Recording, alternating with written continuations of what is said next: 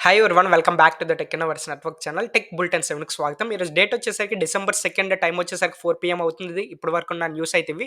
First news వచ్చేసరికి చైనాకి సంబంధించి చైనాలో జాంగ్ అనే కెమికల్ ఫ్యాక్టరీకి సంబంధించిన అప్లై అనమాట. సో ప్రెజెంట్ డేస్ మనం వర్క్ అనగానే ఆఫీస్ వర్క్స్ అనగానే సిస్టమ్‌లో ఎక్కువ వర్క్ చేస్తాం. మోర్ ఓవర్ ఆఫీస్ వర్క్స్ అనగానే స్ట్రెస్ అయితే ఉంటది. అది యాస్ ఆఫ్ నౌ. సో ఇప్పుడేమైందంటే అతను స్ట్రెస్‌తో ఆఫీస్ డెస్క్ పైన అయితే పడుకున్నారు. ఆ పడుకున్నది సీసీటీవీలో రికార్డ్ అయింది. అది చూసి హెచ్ఆర్ అతన్ని ఎంప్లాయ్ ఎవరైతే జాంగ్ అనే ఎంప్లాయ్ ఉన్నారో అతన్ని ఫైర్ చేశారనమాట. సో జాంగ్ అనే ఎంప్లాయ్ కోర్ట్‌లో కేస్ వేయగా, కోర్ట్ వచ్చేసరికి మళ్ళీ ఎవరైతే ఈ కెమికల్ ఫ్యాక్టరీ కంపెనీ ఉందో, ఆ కంపెనీకి 40,00,000 కంపెన్సేషన్ అయితే ఫైర్ చేసినందుకు పే చేయమందనమాట ఎంప్లాయ్. సో అలాగే ఉత్తర్వులు జారీ చేస్తూ ఎంప్లాయీస్ ఆరోగ్యం దృష్టిలో పెట్టుకొని ఎవరైనా ఎంప్లాయీస్ స్ట్రెస్‌తో పడుకోవడం వల్ల కంపెనీకి వచ్చే నష్టమేం లేదు.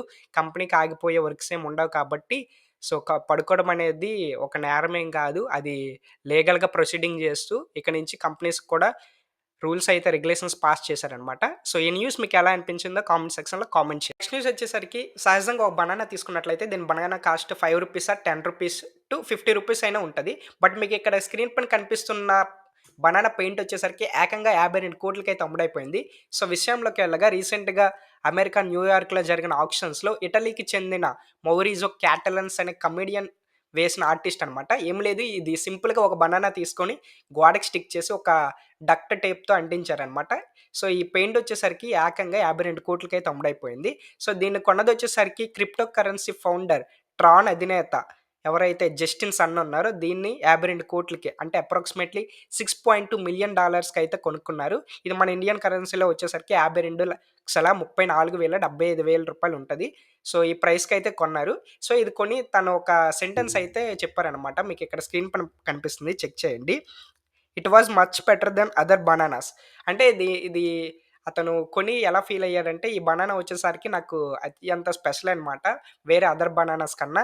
అండ్ ఈ బనానాస్‌ని ప్రతి 2 డేస్‌కొకసారి చేంజ్ చేయాలన్నమాట. లేదంటే పాడైపోతుంది. సో, ఈ న్యూస్ మీకెలా అనిపించిందో మన కామెంట్ సెక్షన్‌లో కామెంట్ చేయండి. సో, ఇది చూడగానే నాకు ఒకటే అనిపించింది. Money makes many things. Next news వచ్చేసరికి మన ఇండియాకి వచ్చేసరికి biggest sport and biggest entertainment అయితే అందరికీ గుర్తొచ్చేది ఐపీఎల్. సో, రీసెంట్‌గా 2025కి సంబంధించి ఆక్షన్స్ అయితే జరిగాయి. దీనిలో సుమారు 5,000 ప్లేయర్స్ అయితే రిజిస్టర్ అయ్యారు. అందులో 2,000 ప్లేయర్స్ అయితే ఆక్షన్స్‌లో సోల్డ్ ఔట్ అయ్యారన్నమాట. But one and only player అన్నమాట. ప్లానెట్ పైన అన్ని టీమ్స్ కూడా ఆక్షన్స్‌లో పార్టిసిపేట్ చేశారు. అతన్ని ఆక్షన్స్‌లో కూడా అన్ని టీమ్స్ కూడా కొనుక్కోవడానికి చూసాయి. అతను ఎవరో కాదు ఆ ప్లేయర్ వచ్చేసరికి 'Thala for a reason' 'Mahendra Singh Dhoni' గారనమాట. సో, టీమ్‌లు కూడా ధోని గారిని కొనడానికైతే ఆక్షన్స్‌లో బిడ్ చేశారు. But anywhere as of now మన ఆల్‌వేస్ సీఎస్‌కే ఎల్లలవ్వు కదా! సో, మీలో ఎంతమంది ధోని ఫ్యాన్స్ ఉన్నారో మన కామెంట్ సెక్షన్‌లో కామెంట్ చేయండి. ఇంకా ఎంతమంది ఐపీఎల్ కోసం వెయిట్ చేస్తున్నారో లైక్ చేయండి కూడా. నెక్స్ట్ న్యూస్ వచ్చేసరికి ఇండియాకి సంబంధించి India IT minister Ashwini Vaishnaw గారైతే ప్రెజెంట్ సోషల్ మీడియా రిస్ట్రిక్షన్స్ మనం ప్రెజెంట్ చూస్తున్నాం సోషల్ మీడియాలో బాగా వల్గర్ కంటెంట్ అయితే ఎక్కువైంది.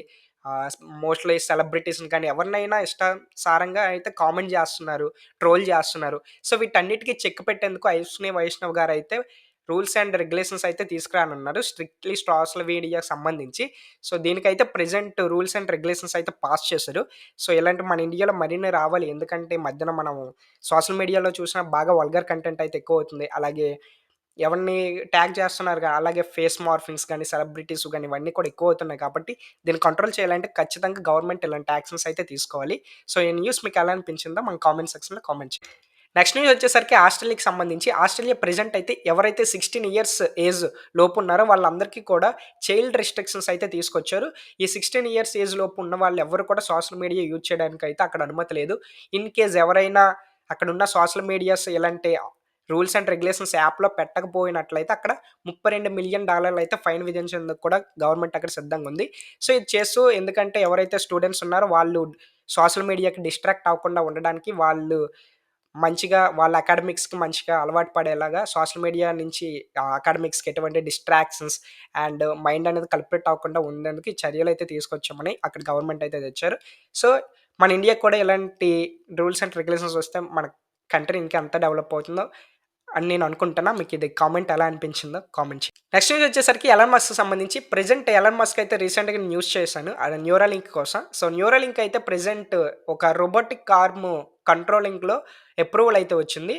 ఇది లింకప్ అనమాట. ఏంటంటే ఇది వైర్‌లెస్‌లో రన్ అవుతుంది కాబట్టి మన బ్రెయిన్‌లో చిప్ ఉంటది. మన బ్రెయిన్‌లో మనం ఏదైతే మనం థింక్ చేస్తున్నామో బ్రెయిన్‌లో ఆటోమేటిక్‌గా మన ఏదైతే వైర్‌లెస్ కనెక్షన్స్ రోబోటిక్ ఆర్మ్ ఉందో అది ఆటోమేటిక్‌గా నువ్వేవైతే అనుకుంటున్నామో ఫంక్షనింగ్ ఫర్ ఎగ్జాంపుల్ ఇదొక రోబోటిక్ ఆర్మ్ అనుకుందాం. మన బ్రెయిన్‌లో చిప్ ఉంది. సో, నేను చిప్‌తో ఈ రోబోటిక్ ఆర్మ్‌ని ఇక్కడ ఒక ఒక ఇది పట్టుకోవాలనుకుంటున్నా. ఈ మైక్ పట్టుకోవాలనుకుంటున్నా. ఈ మైక్ ఇలా అంటే మనం బ్రెయిన్‌లో ఏదైతే అనుకుంటామో ఆ ఫంక్షనింగ్ అయితే ఈ గెస్చర్స్ అన్ని మూవ్‌మెంట్ కూడా ఈ ఆర్మ్ అయితే చేస్తదనమాట. ప్రెజెంట్ ఇంకా ఇది వర్కింగ్ స్టేజ్‌లో అయితే ఉంది. ప్రెజెంట్ అయితే రీసెంట్‌గా వచ్చిన అప్రూవల్‌లో ఇదైతే సక్సెస్‌ఫుల్‌గా విజయవంతమైంది. అండ్ దీంతో మనం గేమ్స్ ఆడొచ్చు. అలాగే ఇంటర్నెట్ బ్రౌజింగ్ చేయొచ్చు. సోషల్ మీడియాని స్క్రోల్ చేయొచ్చు. ఇంకా చాలా పనులైతే చేయొచ్చు. ప్రెజెంట్ ఇంకా వర్కింగ్ స్టేజ్‌లో ఉంది. ఎలాన్ మస్క్ కదా! ఖచ్చితంగా సాధిస్తారులెండి.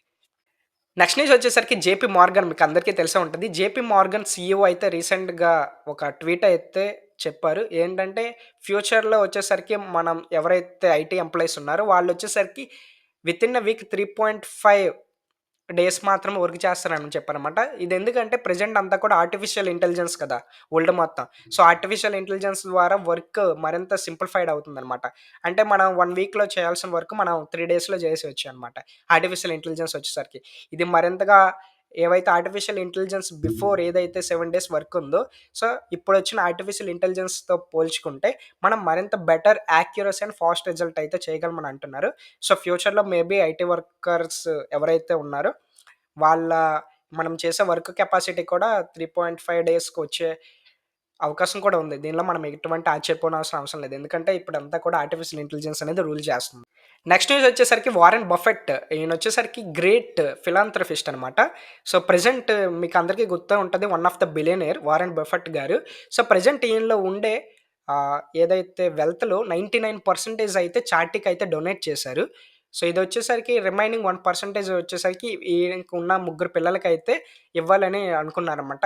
ఈయన ఎందుకంటే మొత్తం ఓవరాల్‌గా 99% డొనేట్ చేశారంటే ఇప్పుడు ఏవైతే ఆస్తులుంటే ఖచ్చితంగా ఫ్యూచర్ నెక్స్ట్ జనరేషన్‌లో ఖచ్చితంగా సోషల్ డిస్క్రిమినాలిటీస్ ఇవన్నీ కూడా పొటెన్షియల్ డిఫరెన్సెస్ ఇవన్నీ కూడా సమ్ సమస్యలైతే వస్తుంటాయన్నమాట ఆస్తి పరంగా. సో, ఇలాంటివేవి కూడా రాకుండా తన పిల్లలు కూడా సొంతంగా వాళ్ళకంటూ ఒక డైనాస్టీ క్రియేట్ చేసుకో విధంగా వాళ్ళంటూ ఓన్ డిపెండెంట్‌గా సంపాదించుకునే విధంగా మొత్తం 99% టోటల్ ఆస్తిని కూడా ఈయన చారిటీకయితే డొనేట్ చేశారు.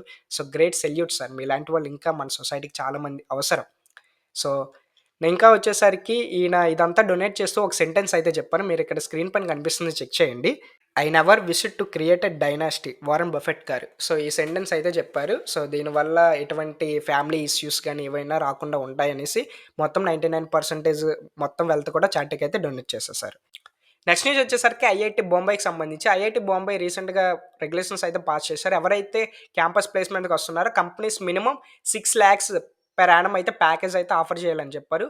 ఇంకా 6,00,000 మినిమమ్ ప్యాకేజ్ కన్నా తక్కువ అయితే ఆఫర్ చేస్తే అక్కడ అప్రూవ్ చేయట్లేదు. 6,00,000 పెర్ యానమ్ అయితే స్టార్ట్ అవ్వాలని చెప్పారు ప్యాకేజ్. సో, ఇదొచ్చేసరికి మన యూత్ అన్‌ఎంపవర్‌మెంట్ ఇవన్నీ కూడా డిసేబుల్ చేయడానికి ఇలాంటి మెజర్‌మెంట్స్ అయితే తీసుకుంటున్నారు. సో, ఇలాంటి మెజర్‌మెంట్స్ ఇంకా రావాలి. ఇంకా మన ఇండియాలో అన్‌ఎంప్లాయ్‌మెంట్ తగ్గాలని నేనైతే కోరుకుంటున్నా. సో, ఇలాంటి ఈ న్యూస్ అయితే ఇదొకటి బాగా అనిపించింది. సో, ఇది ఫ్రెండ్స్ ఇప్పటి వరకున్న టెక్ న్యూస్ అయితే మీకెలా అనిపించిందో కామెంట్ సెక్షన్‌లో కామెంట్ చేయండి. అండ్ మీ ఫ్రెండ్స్ అండ్ ఫ్యామిలీకి షేర్ చేయండి ఇన్ఫర్మేటివ్‌గా అనిపిస్తే.